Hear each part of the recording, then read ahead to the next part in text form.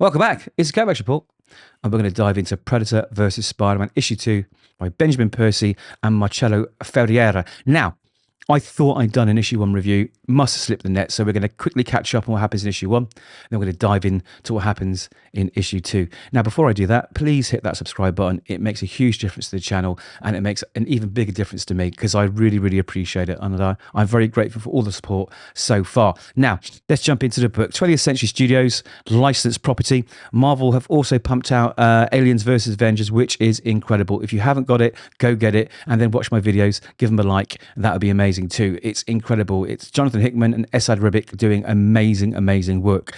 But we're not here to talk about that. We're here to talk about this. So let's dive straight in. So it is very 80s, this book, which you would expect with a sort of Predator tie-in, right? It's very 80s. It is hot. It is 1980s, sweat dripping down Arnie's face, hot. Muscles glistening on the beach, hot.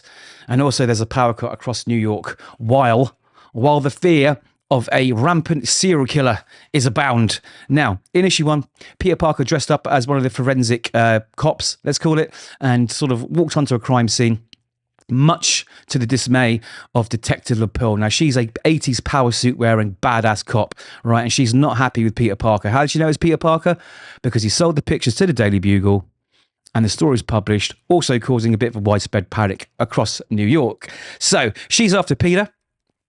The Predator's after everybody. Mary Jane stuck in the subway with a young girl, also fending for their lives from a Predator that is just making mincemeat of everybody on the subway. And to add into the mix from issue 1, Kraven the Hunter has appeared. He's realised there is something worth hunting. So that's caught up. This is issue 2. So issue 2 starts off with this power cut. And this guy, unfortunately, has to go down into the sewer tunnels and find out what's going on and fix it. But guess what? He's greeted by a grisly scene. Dismembered bodies. They've been skinned and a huge pool of blood. Now, what's he going to do? Not much, because there's a skin-wearing Predator coming at him, and he pulls off this human skin face and I guess chops him up into bits. And then we jump back to Mary Jane, and she's trying to escape. But you know what? It's all about Peter right now. Now, Peter's at home. He's realised he's got to do something. Now, he's found a second crime scene in issue 2 and some weird symbols, right? And he wants to research those symbols because he thinks that's the way of discovering what's going on. But before he can get home and have a little spider wash, Detective LaPearl's knocking on the door, but he can't let her in, obviously, because he's got his Spidey suit on and he's going to get in trouble. So he tries to evade her, which he does. She kicks down the door and she is pissed. But before he leaves, he lets her know about the second crime scene. Now, he doesn't go unnoticed when he leaves because there's obviously floating in this beautiful full page a stealth Predator ship, and they are watching him. They are watching him very closely and no doubt following him. So Pete finally gets to the library and he does his research because he's a nerd, and we jump to Kraven. Now, Kraven's at this second crime scene where all these dismembered bodies are, and he's in rapture. He's as happy as you can be. He really admires the workmanship of the killer. He thinks it's brilliant. He thinks it's a worthy opponent. And he says, you know what? You are very similar. I take trophies, you take trophies. So if I find out where your trophies are, I'm going to find you. And then I can prove I'm the greatest hunter. All right? And that's what we do with Kraven. Now, before you can leave, Detective LaPearl is investigating that second crime scene. But Kraven, you know what? It's too much easy work for him, so he knocks her around a little bit. Not very nice, but he knocks her around. She falls into the spider trap that Spidey left, and she gets webbed up, and we're off. We're off. And he realizes that Peter Parker, or rather Spider-Man's on the case, which means this is a race. This is a race to get to this killer before Pete does. So that's where we are. He doesn't want to lose. He's Kraven, right?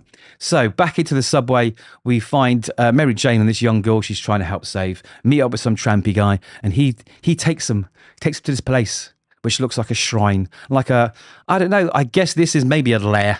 This is where the Predator takes all of its victims, mementos, basically just chills out. So it's not good, but what it does imply is that this has been going on for quite some time, because the amount of bones and sort of remnants of bodies and everything else there, this has been going a long time. And sure enough, Pete proves this to I always get it wrong, Jonah Jameson, Daily Bugle.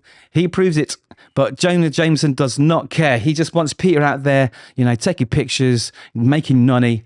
doing the thing that he's supposed to be doing. But Pete explains, look, this has been going on for years. Here's the evidence. It's been going on for hundreds of years, potentially, you know, World War II, everything. But it doesn't matter.